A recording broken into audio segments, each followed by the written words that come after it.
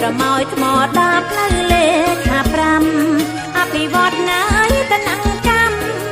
ព្រះរាជាណាចក្រកម្ពុជាជាតិសាសនាព្រះមហាក្សត្រខេត្តពោធិ៍សាត់រដ្ឋបាលស្រុកវាលវែងសក្តីជូនដំណឹងស្តីពីការរៀបចំសណ្ដាប់ធ្នាប់នៅសងខាងផ្លូវជាតិលេខ55និងផ្លូវជាតិលេខ10ក្នុងទីប្រជុំជនស្រុកវាលវែងរដ្ឋបាលស្រុកវាលវែងមានកិត្តិយសសូមជម្រាបជូនដំណឹងដល់បងប្អូនប្រជាពលរដ្ឋនិងអាជីវករដែលរស់នៅសងខាងផ្លូវជាតិលេខ55និងផ្លូវជាតិលេខ10ក្នុងទីប្រជុំជនស្រុកឲ្យបានជ្រាបថាផ្អែកតាមការចាំបាច់របស់រដ្ឋបាលស្រុកក្នុងការរៀបចំអនាម័យបរិស្ថានសណ្ដាប់ធ្នាប់និងសោភ័ណភាពក្នុងទីប្រជុំជនរដ្ឋបាលស្រុកសូមធ្វើការណែនាំអំពីការប្រើប្រាស់ផ្លូវថ្មើរជើងនិងលូជ្រុងសងខាងផ្លូវជាតិលេខ55និងផ្លូវជាតិលេខ10ដូចខាងក្រោម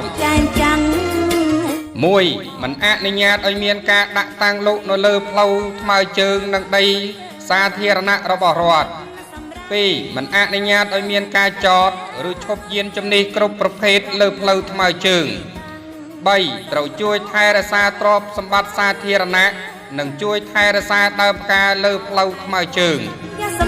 4. មិនអនុញ្ញាតឲ្យបោះដីឬសម្រាមចូលក្នុងលូនិងការដាក់ទយោបង្ហូរទឹកកខ្វក់ចូលលូចិញ្ចើមផ្លូវជាតិ 5. បងប្អូនដែលបានដាក់ទយោទឹកកខ្វក់បង្ហូរចូលក្នុងលូចិញ្ចើមផ្លូវជាតិត្រូវរុះរើចេញជាបន្ទាន់រដ្ឋបាលស្រុកនឹងចុះរៀបចំសណ្ដាប់ធ្នាប់ជាបន្តបន្ទាប់ប្រសិនបើបងប្អូនអាជីវករនិងប្រជាពលរដ្ឋណាមិនអនុវត្តតាមសេចក្តីជូនដំណឹងនេះទេរដ្ឋបាលស្រុកនឹងអនុវត្តច្បាប់ចំពោះអ្នកមិនគោរពតាមសេចក្តីជូនដំណឹងរបស់រដ្ឋបាលស្រុករដ្ឋបាលស្រុកសង្ឃឹមយ៉ាងមុតមាំថាបងប្អូនប្រជាពលរដ្ឋនិងអាជីវករទាំងអស់ក្នុងស្រុកវាលវែងចូលរួមសហការអនុវត្តប្រកបដោយស្មារតីទទួលខុសត្រូវខ្ពស់ថ្ងៃច័ន្ទ700ខែបឋមសាទឆ្នាំមមីអត្តស័កពុទ្ធសករាជ2570វាលវែងថ្ងៃទី6ខែកក្កដាឆ្នាំ2026រដ្ឋបាលស្រុកវាលវែង